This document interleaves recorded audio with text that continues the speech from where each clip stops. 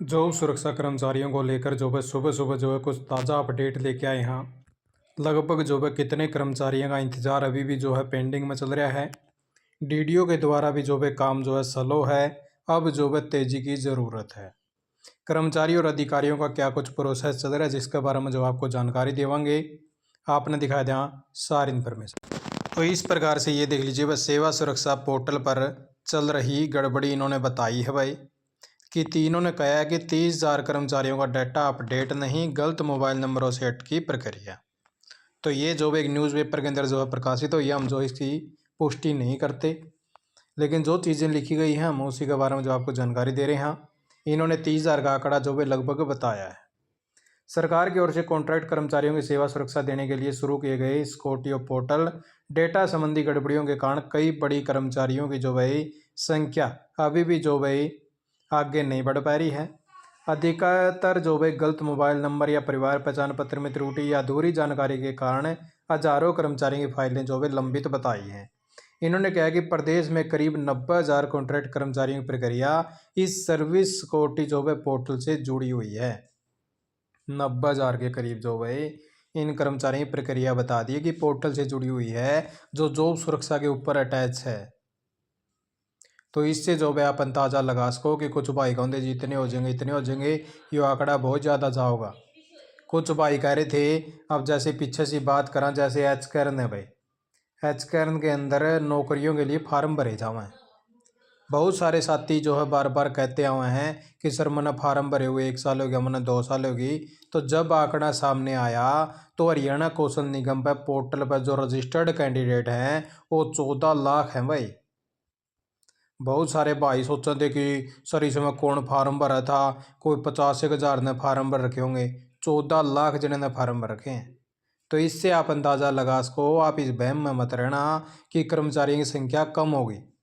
कर्मचारी बहुत ज़्यादा निकलेंगे, आप देखते जाना। यहाँ पे 90,000 की इन्होंने बता दी है, और अभी तो और भी पेंडेंसी रह रही है। और फिर उसके बाद में जो और कर्मचारी रह गए हुए न्यारे, जो टीचर हैं और फैकल्टी जुड़ेंगी, और भी बहुत सारे कर्मचारी आएंगे। डाटा लगभग पहुँच जाएगा वहाँ तक।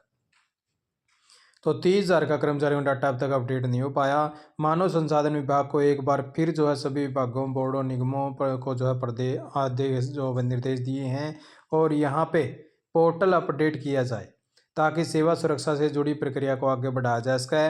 विभाग के संज्ञान में यह भी आया कि कुछ सरकारी संस्थाओं के जो डीडीओ हैं अभी तक पोर्टल पर जो है सक्रिय नहीं किए गए हैं, जबकि कई जगह डीडीओ कोड में भी त्रुटियां पाई गई हैं। इन कारणों से हजारों कर्मचारियों की जानकारी पोर्टल पर अपडेट नहीं हो पा रही, सेवा सुरक्षा की प्रक्रिया प्रभावित हो रही है। तो इस प्रकार से जो भाई इन्होंने समस्याएं बताई हैं। आगे इन्होंने कुछ और जो भी चीज़ें बता दी हैं, जिसके कर्मचारियों में एक तो पद और पदनाम पोर्टल पर सही ना होने की जो भाई चीज़ें बताई इन्होंने। यहाँ पर इन्होंने बता दिया भाई कि कई भागों में जो कॉन्ट्रैक्ट कर्मचारी का रिकॉर्ड है अभी तक सही तरीके से पोर्टल पर दर्ज नहीं।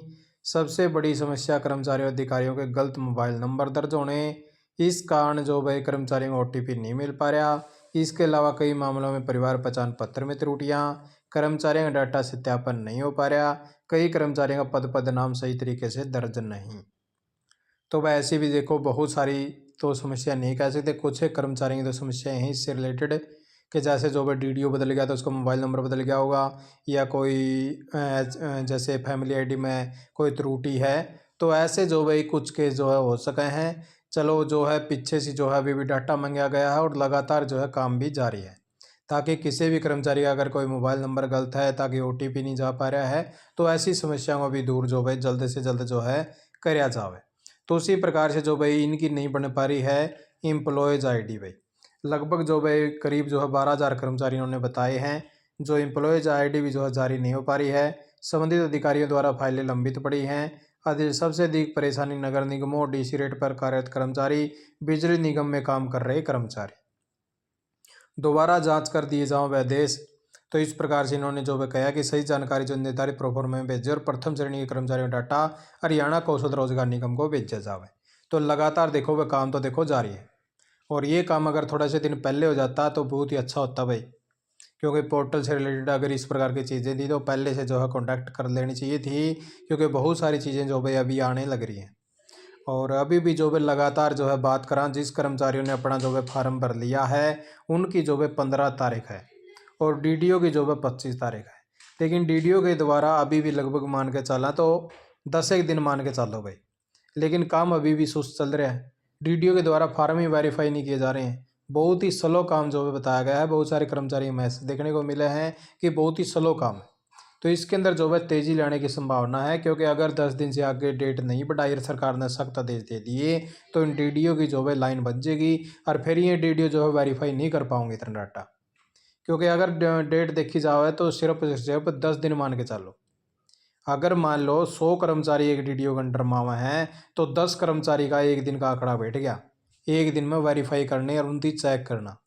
अगर मान लो किसी कर्मचारी का गलती लिगड़गी और फिर उनका दोबारा रिजेक्शन हो गया, फिर दोबारा अपलोड होगा, तो इसमें टाइम खराब हो जाएगा। इसलिए जो भी डीडीओ पेंडेंसी में बैठे हैं और सोचा है कि सरकार निर्देश नहीं दे रही, अपना ठाली बैठे रहा, ठाली बैठने का टाइम नहीं है भाई। तो डाटा देना पड़ेगा, चाहे हाथ जोड़ के दे लियो और चकी में करके दे लियो। डाटा तो जो पोर्टल पाया गया वो तो हमने भेजना पड़ेगा। इसलिए जो भी सख्ती से सख्ती अपनाई जावे और जितने भी जो भी पेंडेंसी रह रही है उसको एक बार क्लियर करा जाए। तो सरकार का भी जो है ऐसा आदेश जो है आना चाहिए कि जिससे जो है 25 तारीख लग, जो अभी 15 तारीख है, 15 तारीख लग जिस भी कर्मचारी का डाटा अपलोड हो लिया उनका सभी की पेंडेंसी क्लियर करी जावे 15 तारीख लग की। 25 तारीख लग का यो निर्देश देना चाहिए। उसके बाद में जो कर्मचारी बचे हुए हैं उनको भी मौका मिल जाना चाहिए। जो भी फिलहाल जिसने अपना फार्म भर लिया है ओके है, उनकी पेंडेंसी 15 तारीख तक जिसका हो गया उनकी पेंडेंसी 25 तारीख तक क्लियर करी जावे। अगर इनकी डेट बढ़ा दी तो यह जो पेंडेंसी है नुए पड़ी रहोगी, ना ये डीडीओ की में संभालेंगे ना और करेंगे। इसलिए जो भी इस 25 तारीख को आगे ना बढ़ाया जावे, ऐसा जो भी सरकार को भी करना चाहिए।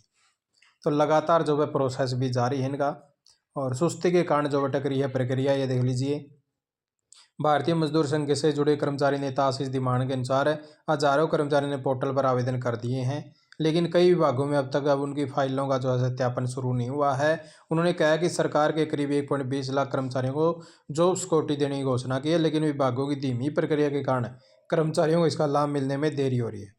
इसलिए सर्विस सिक्योरिटी जो पोर्टल पर मांगा डाटा सरकार के हरियाणा संविदा कर्मचारी 2024 लागू कर लंबे समय से कार्यरत कॉन्ट्रैक्ट कर्मचारी नौकरी को स्थायित्व और सेवा सुरक्षा देने की प्रक्रिया शुरू की है। इसके तहत जो पात्र कर्मचारी हैं पोर्टल पर पंजीकरण करना और विभागीय स्तर पर सत्यापन करना जो भी इनका अनिवार्य किया गया है।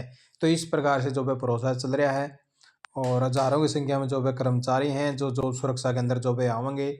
और ये जो काम है जो डीडीओ के द्वारा जो जारी किया गया है इसके अंदर जो है तेजी लाने की ज़रूरत है। तो लगातार जो है आप लोग यही ताज़ा जानकारी लेके आया था। आपने वीडियो देखी, आपका बहुत बहुत धन्यवाद। जय हिंद, जय भारत, जय हरियाणा।